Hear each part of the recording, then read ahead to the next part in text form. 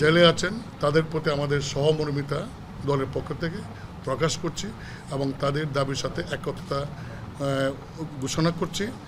এবং আমাদের চেয়ারম্যান এর পূর্বেই ছাত্রদের যে আন্দোলন, বিশেষ করে কোটা সংস্কার বিরোধী আন্দোলন, সেই আন্দোলনে তিনি সমর্থন দিয়েছিলেন।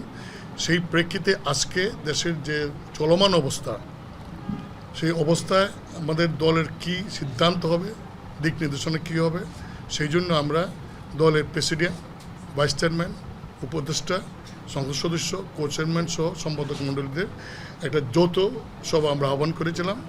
এই 11:30 থেকে সেই যৌথ সভার আমাদের প্রায় 42 জন বক্তা বক্তব্য রেখেছেন। সেই বক্তব্যের মাধ্যমে তারা যে সমস্ত দলের প্রয়োজনে কথা বলেছেন সেগুলি সাম আপ করে আমরা কিছু সিদ্ধান্ত নিয়েছি। সেই সিদ্ধান্তগুলি আমাদের দলীয় ফোরামে সমর্থন দিয়েছে, সেইটাই আপনাদের সামনে আমি এখন পাঠ করছি। জাতীয় পার্টির যৌথ সভার সিদ্ধান্তসমূহ: বাংলাদেশের স্বাধীনতা আন্দোলন হয়েছিল পশ্চিম পাকিস্তানের শোষণ ও বঞ্চনার বিরুদ্ধে। স্বাধীনতার পর দেশের মানুষ ভেবেছিল শোষণ ও বৈষম্যমুক্ত একটি দেশ হবে, কিন্তু বাস্তবে তা হয়নি। কোটা সংস্কার আন্দোলন একটি অরাজনৈতিক অধিকার আদায়ের আন্দোলন হলেও এটি ছাত্রদের মধ্যে সীমাবদ্ধ আন্দোলন ছিল না। এক পর্যায়ে এটি ছাত্র জনতার আন্দোলনের রূপ নেয়। দীর্ঘদিনের শোষণ, বঞ্চনা, গণতন্ত্রহীনতায় মানুষের মধ্যে একটা চাপা খুব বিরাজ করছিল। শিক্ষার্থীদের অহিংস আন্দোলনের উপর অত্যাচার শুরুর পর থেকে তাদের রক্ষা করার জন্য জনগণ তাদের সাথে রাস্তায় নেমে আসে। ছাত্রদের উপর নিষ্ঠুর নির্যাতন, অসংখ্য ছাত্রকে হত্যা করা হয়েছে, আহত করা হয়েছে তার চেয়ে অনেক বেশি। এমন স্বতঃস্ফূর্ত আন্দোলন আমরা আর অতীতে কখনো দেখিনি। এমন বর্বর ও নিপীড়নমূলক হত্যাকাণ্ড জাতি কখনো প্রত্যক্ষ করেনি। যার কারণে এই আন্দোলনে স্কুলের ছাত্র থেকে শুরু করে সর্বস্তর জনগ্রহণের অংশগ্রহণ দেখা যায়। আমাদের সিদ্ধান্তসমূহ: 1. জাতীয় পার্টির এই যৌথ সভা সর্বসম্মতভাবে ছাত্র অধিকারের আদায়ের বৈষম্য কোটা বিরোধী আন্দোলনের প্রতি সর্বাত্মক সমর্থন জ্ঞাপন করে। সেই সাথে চলমান অহিংস আন্দোলনের প্রতি জাতীয় পার্টির সমর্থন অব্যাহত থাকবে।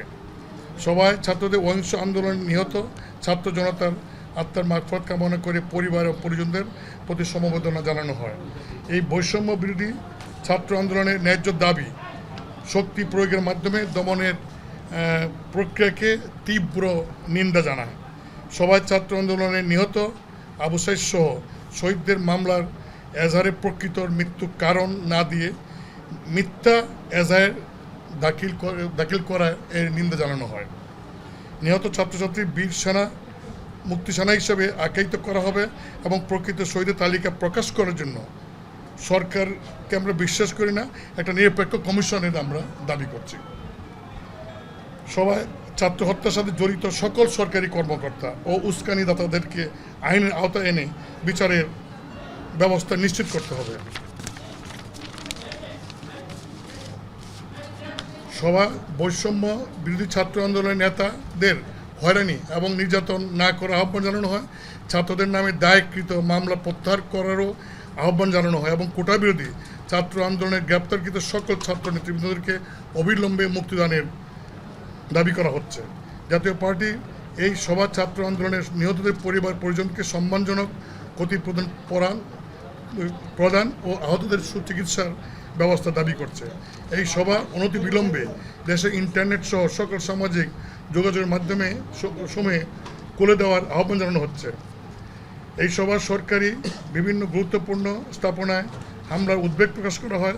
সভা মনে করে কেপিআই ভুক্ত স্থাপনা সহ অন্যান্য গুরুত্বপূর্ণ স্থাপনা সমূহের নিরাপত্তা প্রদানের দায়িত্ব সরকারের। সরকার এই দায়িত্ব পালনে ব্যর্থ হয়েছে, এই দায় সরকার এড়াতে পারে না। আমরা মনে করি এই সময় মনে করে অনতিবিলম্বে দেশের সকল শিক্ষা প্রতিষ্ঠান খুলে দিতে হবে। সেই সাথে প্রকৃত ছাত্রদের হল প্রশাসনের মাধ্যমে নিরাপত্তার ব্যবস্থা নিশ্চিত করতে হবে এবং ক্যাম্পাসের নিরাপত্তা নিশ্চিত করতে হবে।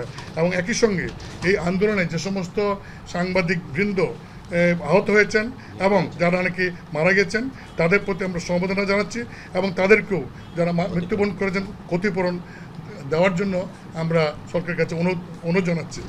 আপনাদের সবাইকে ধন্যবাদ।